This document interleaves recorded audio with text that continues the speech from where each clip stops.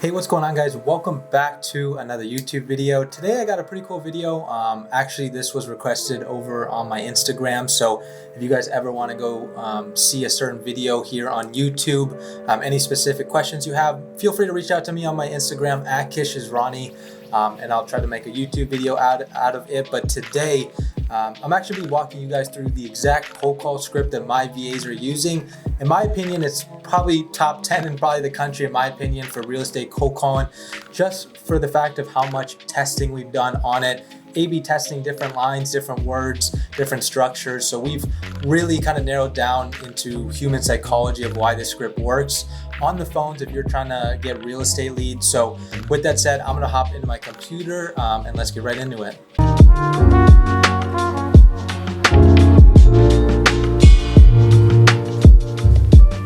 So I figured it'd be best to just kind of show you guys or kind of walk through the actual script that we're using for a lot of our cold callers, because there's a lot of just psychology things that I wanted to talk about why we put it in the script. But kind of getting right into it, there's a couple different things that we like to do at the beginning of the call. First is that we always assume it's the homeowner. So in the end of the day, I always tell my callers we like to approach our cold calling with homeowners as if we're just the next door neighbor, happen to see that they might be wanting to sell the property, and we're just trying to get some basic information. We're not trying to act like we're some big corporation, that we're not market experts. We try to implement a lot of these kind of techniques to be able to kind of get the guard down of the actual homeowner, because that's what it is. The biggest thing that I've recognized is just because somebody says no on the phones doesn't mean they don't want to sell you the home. A lot of times it's just because they don't trust you and they don't know you. So how do you combat that? We use a script like this. So one thing is we always assume it's the homeowner. We're never asking, is this, I'm looking for John, I'm with this company. Hey, John, obviously in a question form, acting like we already know them for the first point of it. But two, we're just kind of like a next door neighbor. So we're just gonna use John in the example. Hey, John, my name is Kish. I was actually just calling to see if by chance you would ever consider for your an offer for your property over on Main Street. We've started to notice one psychology tip is we never say 123 Main Street. We'll always just say the street name. We've started recognizing that a lot of people get kind of antsy when we know the exact address of their home. Now, some of you might be thinking, oh, maybe you're not looking like market experts, that you're calling about the right property. Maybe they're thinking that you're just some random guy calling to prospect. Well, we've actually seen the opposite, and that's just from us testing it. Now, obviously, if they say what property, we'll go list out the full property, but we try to just say the actual street name. We don't even say cash offer, because now we list properties on the MLS. So we don't mind if they assume that we're potentially realtors or whatnot, because it opens up the conversation. Some people like realtors, but they hate investors. But nobody really hates realtors but likes investors kind of situation. So we started noticing that, and that's why we really don't say cash offer anymore. And we don't say out of the blue as much as that probably worked a couple years ago. We just kind of try to get right to the point. And then obviously 99% of people are going to say no. I mean, we're trying to find people, needle in a haystack. We don't just go right to if they have any other properties they want to sell. We actually go to ask this question right here. Okay, no worries. I mean, would you potentially be interested in selling later down the road, maybe in the next 3 to 6 months? We want people in our CRM that potentially want to sell within 6 months, not just people that want to do business with us in the next 30 to 90 days. And the reason behind that is, let's say somebody said, we're filming this video in February. Let's say somebody wants to sell in September, October, potentially, maybe August. We're still going to try to get them in our CRM, because for one, the potential for us to get them on a phone again by one of our cold callers is probably pretty slim. That's just how cold calling works, right? So if we're going to mark them as not interested right now, we have those put back in our system every 30 days. The chances of us calling them, especially with over 1 million records in our system, is probably not going to be for a few months.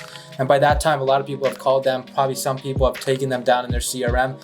And in our company, our guys touch every lead every 30 days. So with that lead in our system already, we've been touching them for that entire 6 month period where they can trust, they've built trust into our company, and we've already started making preliminary offers. So if we're gonna go reach out to them again because they don't know us, they're probably not gonna remember our cold call from 6 months ago. If we try to cold call them again and they happen to pick up closer to when the actual time is, they're actually, they're probably gonna say no, because they already know that a company like ours, who they've have we have built trust into them, is probably going to do a deal with them or deal with us. So that's just kind of why we like to ask that question. We actually get a lot of leads from it. And then obviously if they say no from that, we're always going to be asking if they want another property or potentially another piece of land. But that's kind of how we start the script. Obviously, if they say yes, we're going to go into the 4 pillars. Now, we ask for a couple certain things in there. Obviously, we start with condition. We like to make it very broad in that we always just ask how's the condition of the home. We really don't take good or all right or bad for an answer. We're always going to dig deeper, right? So I have a couple points on mine that say roof, HVAC, kitchen appliances, and bathrooms. And this is just for the fact of major things that I see a lot of buyers want to see. Roof, AC unit. They always ask me the certain things. So I decided why not work backwards and have my callers ask that, right? So we know up front. And then non-negotiables, where we always get bedroom, bathrooms, and square feet. One thing that we do psychologically is we never ask for it. We always ask it as a confirmation question. So instead of asking how many bedroom and baths is it, our people obviously will always have Zillow up. I noticed that the property says 3 bed, 2 baths, 1,200 square feet. Is that correct, or did you have any additions added to it, right? Makes us look like market experts. And so that's one thing we did with kind of the condition aspect. And obviously, if you're dealing, depending on the market, we deal with a lot of HOAs. So I have my callers ask it, seeing if there is an HOA, and if there is, then we're obviously asking if there's rental restrictions. Not a deal breaker, but it obviously changes the buyer spectrum that we're selling these deals to. Number 2 is timeline. Again, we're really never taking no for an answer. So is there a time frame you'd like to sell by? If they say not really a good idea, we use what's called the bucket method. So okay, I mean, no worries. Would you see yourself potentially selling the next 30 days, 3 months, by the end of the year? So we're giving them a multiple choice answer. And most of the time they're going to choose, right? So we like to make it really broad and have them choose and give a better idea. And sometimes if they're saying maybe 3-6 months, we'd say, okay, you're probably thinking maybe around the summer months. So we like to really narrow it down and just figure out when they want to sell, because that affects what my guys are going to say as acquisition guys on the phone. Now kind of going into motivation, we obviously do that before price every single time.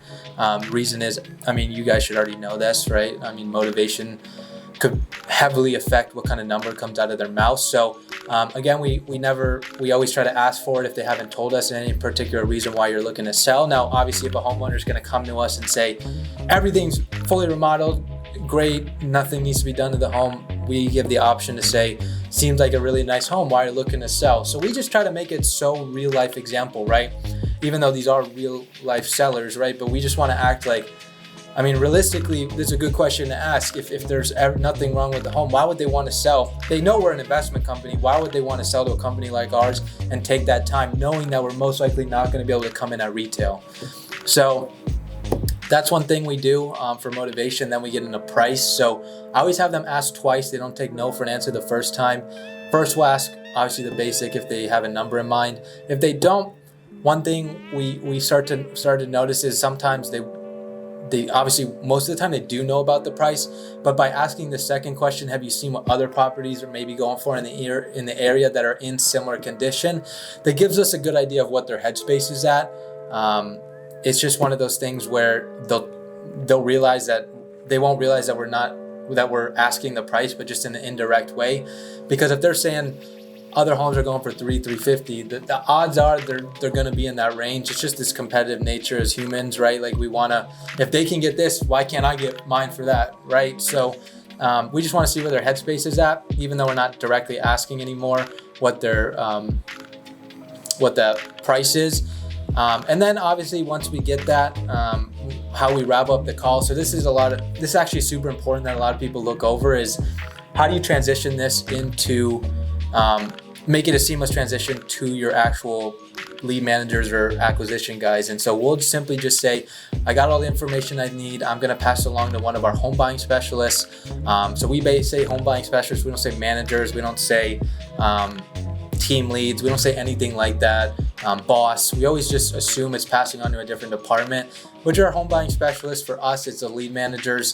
And since they're the ones that handle more of the number side of things, so it makes our guys look like finance experts. We're already setting that expectation up front, and they'll reach out to you by the end of the day, because we really try not to leave a lead for more than a few hours, if not a couple minutes.